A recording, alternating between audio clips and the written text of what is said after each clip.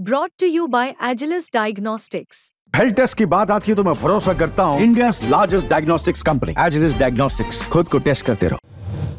जालन्याच्या अंतरवाली सराटीत आज मनोज जरंगे यांच्या उपस्थितीमध्ये मराठा बांधवांची बैठक झालेली आहे आणि या बैठकीमध्ये मनोज जरंगे पाटलांनी आगामी दसरा मेळाव्याच्या अनुषंगाने समाज बांधवांना मार्गदर्शन केलेलं आहे। आपल्यासोबत बोलण्यासाठी खुद्द मनोज जरंगे पाटील आहेत। दादा, आज बैठक झालेली आहे, काय नेमके ठराव घेण्यात आले, काय मार्गदर्शन केले? नाही ठराव फिराव नाही, आम्ही चर्चा केली। फक्त सगळ्या बांधवाचे राज्यातले प्रमुख बांधव आले होते। आता सगळ्यांना येता नाही आलं तर ते राज्यातल्या सगळ्या प्रमुख बांधवाला सांगतील की दसरा मेळावा हा पारंपरिक पद्धतीने जातीचा नाही, राजकारणाचा विषय नाही।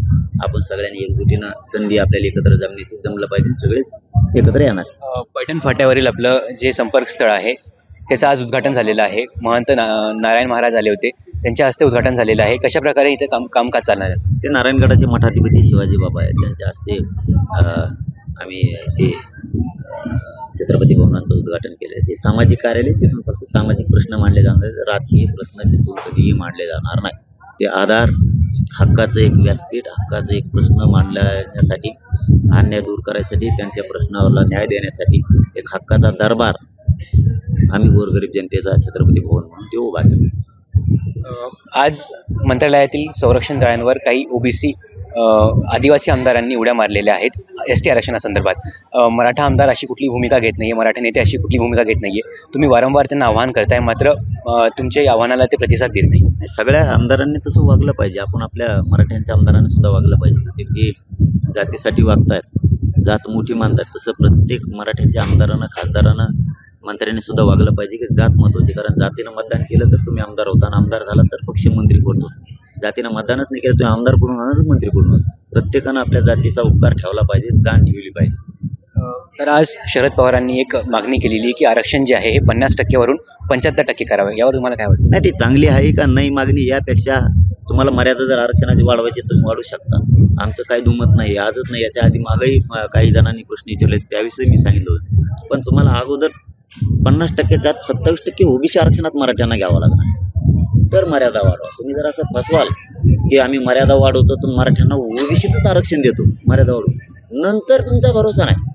तुम्ही अगोदर 27% आरक्षणात, ओबीसी आरक्षणात मराठ्यांना घ्या 50%च्या आत, नंतर तुम्ही 200% मर्यादा वाढवा, आम्हाला काही देणं घेणार। पण ती फसवेगिरी जर केली की आम्ही ओबीसी आरक्षणात मराठ्यांना आरक्षण देतोय, आम्ही मर्यादा वाढवतोय आणि नंतर घेतोय, तर हे साफ खोटं आहे, हे मराठ्यांना शुद्ध फसवणूक। म्हणजे शरद पवारांनी आज जे विधान केलेलं आहे हे निवडणुकीच्या अनुषंगाने किंवा एक राजकीय स्टेटमेंट? अरे ते सगळे सारखेच आहेत बाबा, ते सगळे सारखेच आहेत।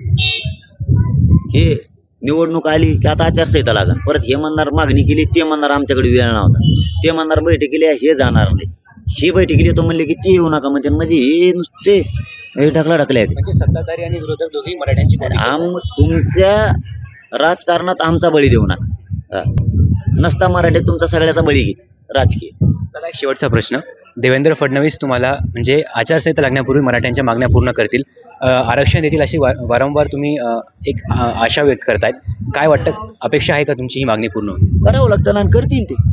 आम्हाला, मला आणि माझ्या समाजाला राजकारणात नाही जायचं, त्यांना करावं लागणार आहे आणि ते नाही घेणार निवडणूक।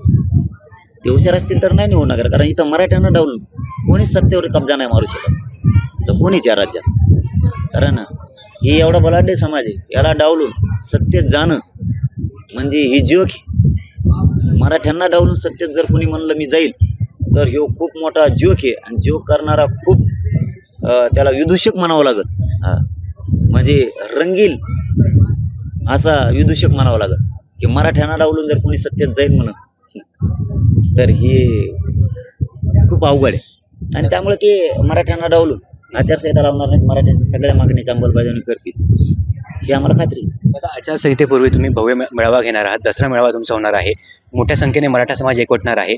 या मेळाव्याच्या माध्यमातून तुम्ही काही राजकीय भूमिका जाहीर करणार? मराठा समाज नाही, मराठा समाजाची इच्छा होती कानाकोपऱ्यातल्या की एक पारंपरिक सामाजिक दसरा मेळावा झाला पाहिजे। राजकीय पक्षांचे खूप आहेत स्वार्थासाठी, मराठ्यांची इच्छा होती आणि राज्यातल्या कानाकोपऱ्यातल्या लोकांची इच्छा असल्यामुळे त्याची तारीख डिक्लेअर केली।